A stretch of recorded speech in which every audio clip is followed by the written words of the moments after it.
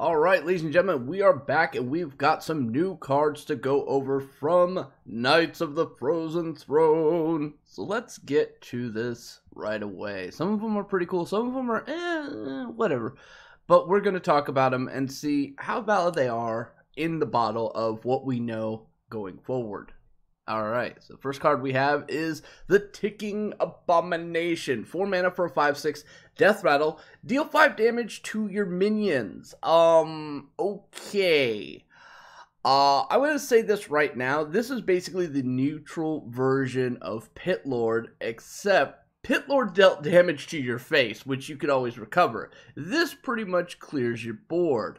Now, if you've got a clear board, then playing this out seems like a good deal. Right? Sure. The problem you get is if you're playing any other kind of deck, say like a zoo type deck, and you pop this out on 4, you just wiped it out. The bigger problem I see with a card like this is because of Evolve, alright? So your Stonehill Defenders, your Mana Tide Totems, all of a sudden you're going to be having the possibility of creating this guy. So here you've got that next Doomsayer effect. Alright, for those of us who've played Shaman, you know that your totems can possibly turn into a Doomsayer. Well, now your your Stonehill Defenders and your Mana Times could possibly turn into this. Now that inherently is not a bad thing, because your opponents will have to have an instant answer to deal with this. However, having an instant answer to deal with this could possibly deal with your entire board in one fell swoop. So against like mages, a fireball will most likely come out of the hand to kill this and possibly wipe your whole board. So for that, this card is a really scary thing. But Blizzard puts cards like this in the game in order to kind of balance out RNG. Alright, many times when you do an Evolve, there's some really good ones, there's some really bad ones. Well, now here you have a drastically bad one. Statistically, evolving most cards is always going to be a benefit for you. There's not too many downsides outside of the Doomsayer that we talked about earlier. Well, now you have another effect that could possibly cause you some problems. So you need to keep this in mind. As for, is it viable for actually inclusion in a constructed deck? Right now, with what we know, probably not. And I would like to point out there's at least one card that we know about going forward that's going to put a Death Rattle into your hand, so we might get this because of that, and so on. So, I mean, it's a little bit difficult to tell. And yes, by the way, if you use this with that Spellslinger Umbra, you pretty much just wiped your own board. GG, have a nice fucking day. So yeah, it's really hard for me to come up with a viable scenario where this card is going to see value, but I will tell you this card will pop up thanks to Evolves and random effects. So be careful, guys, alright? When you see this thing come out, if you have any way of silencing it, any way of like protecting it in any sort of way, then sure, why not? Because it's going to destroy your board. There's really very little you can do about that. Alright, moving forward, we have the Plague Scientist. We've got this 3 mana, 2/3 rogue card. Combo, give a friendly minion poisonous. Holy shit, that seems pretty OP.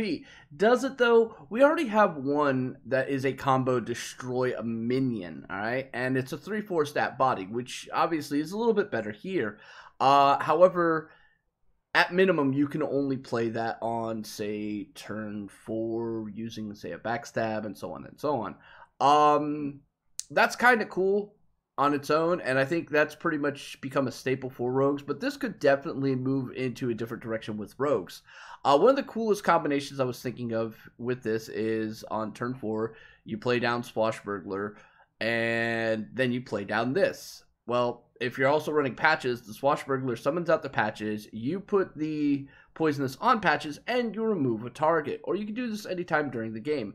Though, let's be honest, going for that combination later on the game, due to the way, you know, Swashbuckler's value, probably not going to happen. So one of the other cooler effects I've came up with for this card was actually Knife Juggler, guys. Actually Knife Juggler, right? So you get Knife Juggler down on 2, boom. You coin out on 3, which gives you 4 mana. You play down the Plague Scientist on said Knife Juggler if it lives.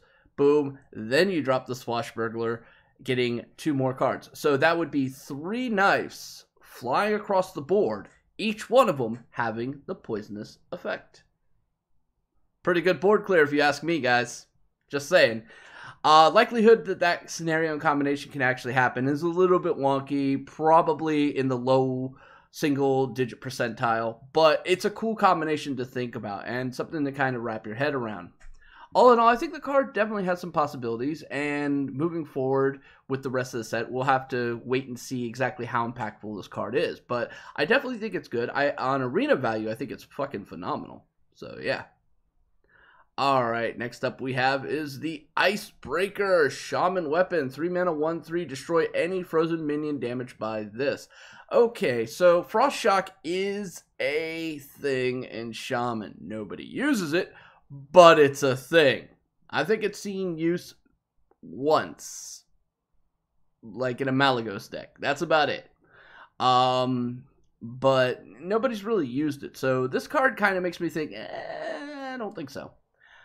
But again, it's kind of hard to see the true value of this card because we haven't seen what else is coming for Shaman in this expansion. Not to mention what's going to be coming in future expansions. They might get their own version of Blizzard. They might get some minions that freeze things. You know, there's lots of different things there.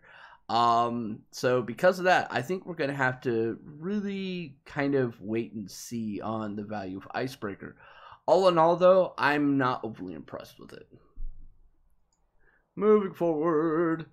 Alright, Blood Queen Lanathel. 5 mana for a 1/6. Lifesteal.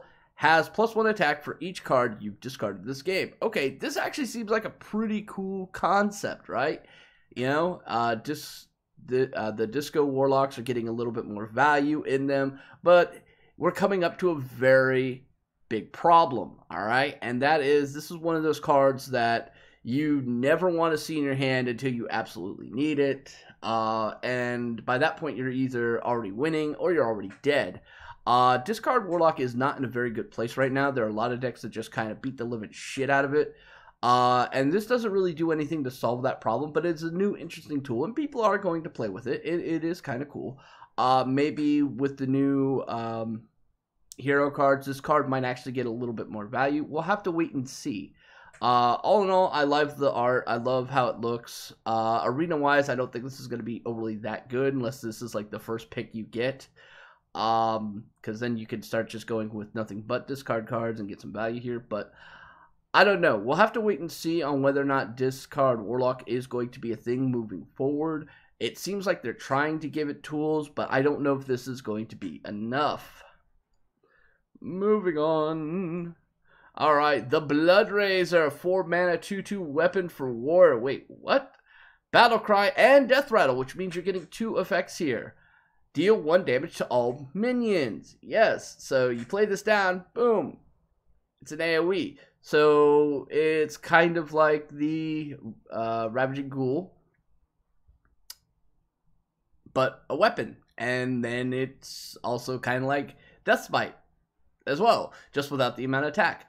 Now, I know a lot of people are complaining, saying Deathbite was better. Yes, Deathbite was better. I mean, Deathbite was literally 8 total attack plus a 1 damage AoE, and you could kind of sequence that very nicely in a lot of different ways. Specifically, in some of the original Control Wars, it was quite disgusting. It pretty much equated to 14 damage finisher.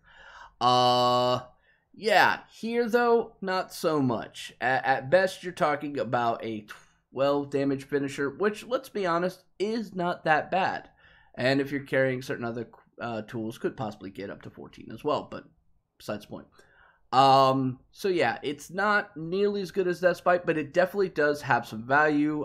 We could see a return to a more traditional control warrior because of this, especially when you consider things such as Sleep with the Fishes. Alright, guys. It definitely has some possibilities. But outside of that, I don't know. I really don't know. 4 mana, though, that's a really interesting spot for most warriors. You're talking like your Bloodhoof Brave turn, or any kind of sort of combination play involving, say, Armor Smiths and or Acolytes of Pain for draw mechanics. So being able to fit this into the deck, it's probably going to be able to fit in there quite nicely. But when you put in something like this, you're taking something else out. So that's something to really consider. All in all, I think the card's actually good. I really do. Moving forward, we've got Prince Taldaram. Now, this was actually the Hearthstone exclusive, and they were really, really happy to put this one out there. They actually got a legendary this time. They were so happy. All right, so you got a 3-mana, 3/3 Battlecry. If your deck has no 3-cost cards, transform into a 3/3 copy of a minion. Okay, so I started thinking about, like, what kind of deck could really get away with this? And I started going through, like, the different classes and going, all right, let's see. So Shaman, what do they have at 3 mana that most likely is still going to be in their deck? Lightning Storms, Hexes, things of that nature. Yeah. And is there anything in the traditional ones that they have that you really want to get a 3/3 copy of? And I was like, no, not really. And then I remembered, wait a minute. It's of a minion. So it doesn't actually have to be your minion. So keep that in mind. But Shaman didn't really seem good. Druid had possibilities, because 3 is one of the interesting points on a Druid's mana curve that traditionally is occupied by things like, you know, Tar Creepers and Stonehill Defenders at best. So, yeah, that's a possibility there. Definitely a possibility there. Paladin doesn't really use any 3-cost items with the exception of Rallying Blade. Alright, true fact, guys. Exception of Rallying Blade. Now, obviously, if you're talking about Murloc decks, then Murloc War Leader kind of negates that. But if you're not talking about that, then sure, why not? Moving on. Mage. Well, every secret in Mage is 3. Arcane Intellect is 3. Yeah, that kind of really puts a no in their category. Hunter. Well, there's pretty much only 2 cards. Actually, correction. 3 cards that exist in the 3... Oh, wow. Now that I think about it, there's 4. There are 4 total cards in the Hunter arsenal that exist in 3 that is going to make this highly unlikely to be used. Those would be Eaglehorn Bow, which has been a staple of Hunter since, like, day 1. Kill Command, which has been a staple of Hunter since day 1. Unleash the Hounds, in both variants, has been a staple of Hunter since day 1. Animal Companion, which has been a staple of Hunter since day 1. I do not think that this card will ever see any life in Hunter. I may be wrong, but I highly doubt it. Alright, Priest. Priest, unfortunately, is still heavily reliant on Shadow Word Death as their big body killer, so yeah, the value in there, not so much seen. Warrior, nothing really at 3 that comes to mind that is overly that viable other than Shield Block. But you also have to look at some of the neutral options that Warrior is heavily reliant on. And then you start looking at the Ravaging Ghouls, which is not neutral, sorry. But the Acolyte of Pain is, alright? And that is something I don't think Warriors are really going to want to work with. Much like the other Legendary we talked about in the last card reveal video. This is one of those ones you're going to have to really think about how you want to play it, how you want to work it, and is it going to be viable?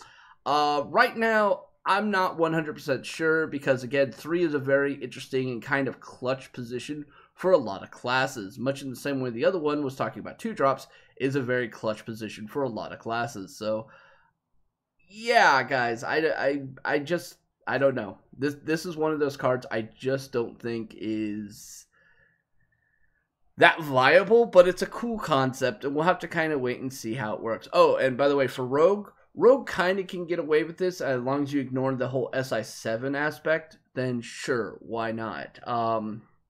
I could see that. But then you also have to not run Fan of Knives or Mimic Pod, which that's getting pretty heavy into what rogues like to play with. So I don't think this is going to see any life. Moving on.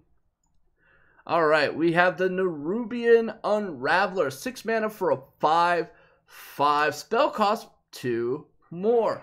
Okay, so ever since Curse of Naxxramas went out of Standard, a lot of us have been missing Loatheb. Well, this is not Loatheb, and I want to put that out there right now. This is not Loatheb in any way, shape, or form. In many ways, this is worse than Loatheb. But spells costing +2 more can really screw up the equation for, say, mages, or even paladins, or shamans, and so on and so on. I mean, lots of ways that this can be really advantageous, alright?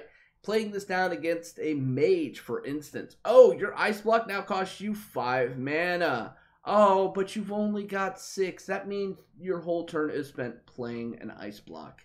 And nothing else, which means you don't really get to develop your board. You don't really get to answer my board state. So you basically put yourself back in the position of, I bust that ice block, and you need to find some other answer on the next turn for 7 mana. Which, by the way, guess what? Flame Strike won't kill this, so have a nice day. And the Flame Strike is going to cost you 9. So I kind of like that. I really do. This is definitely a card I see being put into decks moving forward. Like, people are definitely going to experiment around with this. It's going to put a hamper on a lot of mage decks. Shaman decks are going to suffer from it. Rogues, oh yeah, rogues are not going to like this card one bit. Neither is Paladin. Hunters might have a little bit of indigestion for it, but not too much, considering they're mostly beast-centric anyway. But yeah, Priest, definitely not going to like this card. I mean, just for a Priest to kill this, it's going to take 5 mana. Straight up, 5 mana. So yeah, this card is definitely going to cause a lot of disruption in the meta, and I think it's probably going to see a decent amount of play. This is probably one of the more functional epics that has come out in quite some time. How well is it going to be received? We'll have to wait and see. But personally, I think that this card is pretty damn good. Pretty damn good. Alright, moving on, we have the Mountain Fire Armor. 3 mana, 4/3, Warrior, Death Rattle. If it's your opponent's turn, gain 6 armor. Okay, so what does this mean? This is not a tool you trade with, ever. This is a card you put down basically on curve, and your opponents have to decide whether or not they want to give you some armor or take about 8 damage, because it's going to get at least 2 or 3 attacks before your opponent starts realizing, okay, giving him 6 armor now to stop this damage, yeah, that was a mistake, right? So they're going to be thinking about that. Another way of using this tool is if ever your opponent plays a Doomsayer, right? That's fine. Play down the Mountain Armor. Sure, you're losing a 4/3, but you're gaining 6 armor, guys. You are. So, I mean, it's not a great trade-off, so to speak, but it is definitely one that kind of prepares you for what's coming forward. And since this is Warrior, then that's instantly going to give you value to your, say, shield slams going forward. All right, so that's a tool to look at there. But all in all, I think the card's actually pretty good. Like I said before, generally Warriors at the 3-drop spot were kind of lacking in some options. We're heavily reliant on neutral options. This is actually a pretty good option and gives Warriors a little bit of staying power in the earlier game and some of their more mid-range and control variants, that they could actually just apply a lot of pressure to their opponent and beat them down without having to go for any of their combo gimmicks that can be kind of countered later on through holding back of certain key cards. Because you can, because Warriors generally don't have that early to mid-game push like other decks do. Well, this kind of actually resolves that issue quite nicely. Another cool thing about this card that I really like is it pretty much says you will not fucking AoE. Alright, it's like, fine, you get AoE, you might kill this one and a couple other minions on my board, but you're also going to give me 6 as well. It's not as good as, say, like the Nubian Egg was for preventing AoE, because that just gave you another 4 minion on the board once it killed it. But it is definitely kind of in that ballpark on the lower end of the scale. But outside of that, it's a pretty solid card, guys. It really is. It just has no trade value. Personally, I would see this card going into a Pirate Warrior, alright? Like I said, this is not a card you use for tempo trade. This is a card you use to basically punch face and have your opponents deal with it, okay? Well, Pirate Warrior makes a little bit of sense on that, alright? Pirate Warriors hate having to use their hero power in order to, stave off damage. Well, here you go. You get a minion down there that, if they do not kill, is basically going to be a Kor'kron Elite every time. And when they do kill, heals you back for 6. So, I mean, it kind of makes sense. In mirror matches and in, like, other aggro deck comparisons, this actually makes a little bit of sense in Pirate Warrior. Yes, I know it's not a pirate. Alright, I get that. But it is still pretty damn good. Alright, moving forward to the last card we have is Professor Putricide. I apologize for the quality of the The card art image itself, this was literally just recreated with the translation maybe like 20 minutes ago. So this is the best we could do. All right, Professor Putricide is a 4-mana legendary for Hunter, which means we've seen both legendaries for Hunter now. It is a 5/4 for 4 mana. That's pretty goddamn good. After you play a secret, put another random Hunter secret into play. Okay, so here's the good and the bad. It's a 4-mana 5/4 for Hunter. I'm not sure if that's good or bad, you know, considering. But sure, let's say this is good. All right, cool. It's a really nasty minion that they have to kill. Like, this might as well say, you know, Booty Bay, Bodyguard, go fuck yourself to your mother, and have taunt. You know, your opponents are going to have to deal with this instantly. Instantly. It's not a beast, so you can't use it. Any other cool synergies with it. Now, if you're trying to get the effect to be anywhere near viable, then you're going to want to play this on turn 6 or turn 5 with the coin. And you're going to have a secret in your hand. So that's where it gets a little bit clunky right there. Getting this down on 4 and then being able to play a secret, that's actually pretty kind of cool if you think about it. You get a lot of value there. So for 6 mana, you're getting 8 mana worth of value. That's kind of okay, I guess. Sure. Now, another cool thing you can do with this is you can play this down. If it survives, you play the Huntress, and then you can play out a whole bunch of free secrets and get even more secrets on top of it. So it's kind of a weird sort of thing there. But again, not overly that viable. It's a little slow. But this is definitely a card I see some build-arounds moving forward. We haven't really seen too much of Secret Hunter or Hunters with Secrets in general lately, and I think that's kind of a shame considering they have like one of the best go fuck yourself to token secrets in the game, but nobody used it. So yeah, I can't wait to see what people are going to use this for. I like it. I think it's actually kind of cool, kind of interesting, but I'm afraid this is going to be like the Princess Haran of the set, which interestingly enough, Princess Haran is now actually gaining some value from this expansion. Who knew? But anyway, guys, that's all of the release cards. Alright, so we went through a bunch of them, like 9. That's a lot of cards, guys. Let me know what you think down below in the comment section. Which cards did you actually like? What are some cool combination scenarios? Do you think one class is going to gain more power over another? Let me know down below. Until next time, guys, this is Shiv saying stay safe, have fun, may orange juice bless you, and also don't forget to hit those likes and upvotes. Peace.